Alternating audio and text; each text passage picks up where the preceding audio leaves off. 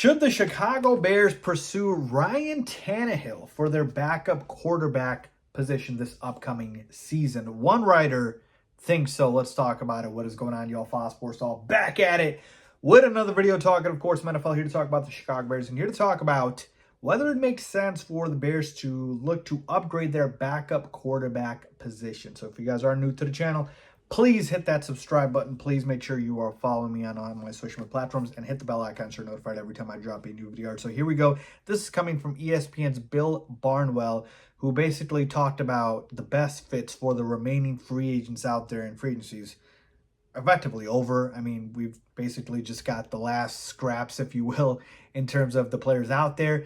And it was interesting because he linked one of the quarterbacks left in Ryan Tannehill to the Bears. All right, so here's what he said. The best fit for him are the Chicago Bears. The depth chart in Chicago consists of Tyson Bagent and Brett Rippon. Tannehill is not going to push likely #1 overall pick Caleb Williams for the starting job, but a little bit of veteran experience in the quarterback room wouldn't hurt. All right, so honestly, folks, I hadn't really given the backup quarterback job a lot of thought this offseason, right? Because it's all been about the starting quarterback job, which is going to be the rookie quarterback that we draft, which is going to be Caleb Williams. So everyone, rightfully so, has been focused on Caleb.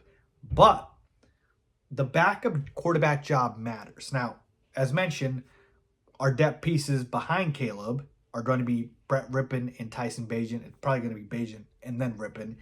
And for all intents and purposes, Brett Rippon, I mean, that's just a camp body. He's not ever going to see the field unless, like, everyone gets hurt. Obviously, Tyson Bagent did see the field last year. He was the QB2. And I like Bagent. He's got some potential in him. And as a backup quarterback, he is nice. I'm all for keeping him. But I do think it makes sense to bring in a guy like Ryan Tannehill, and here's why. I believe Ryan Tannehill gives you some veteran leadership that you severely need with a rookie quarterback, right? Just because, hey, you know, Brett Rippon, he's barely started games in this league. Tyson Bagent's very young. Like, where is that experienced quarterback coming from where you can teach Caleb the ropes, right? Where you can teach Caleb what this league is about. And Ryan Tannehill started a lot of games, and he's played really good football in his career. He had a year where he got 33 touchdowns and 7 interceptions. Like, Ryan Tannehill in his prime was solid. So he can come in and be that veteran for them. And the Chicago Bears have playoff aspirations this upcoming season. And if you have playoff aspirations, you need to make sure you have a solid backup quarterback. Tyson Bagent's good, but Ryan Tannehill is better. Now, he wasn't great last season. In fact, he was pretty bad. I think he played 10 games, 4 TDs, 7 interceptions, like 1,600 passing yards. It was bad, but we know if you are talking about a game or two where, you know, God forbid Caleb goes down or he's not able to play, I'm trusting Ryan Tannehill over Tyson Bagent. I just am. I'm sorry. Even at this stage of his career, Tannehill's better. And so if you are a team with playoff aspirations, and like I said, God forbid Caleb's out for a couple of games, you don't want the season to completely go south. You want to be able to keep afloat and have a backup quarterback that's capable of winning you games. Joe Flacco this past season, perfect example, right? Browns roster, very good.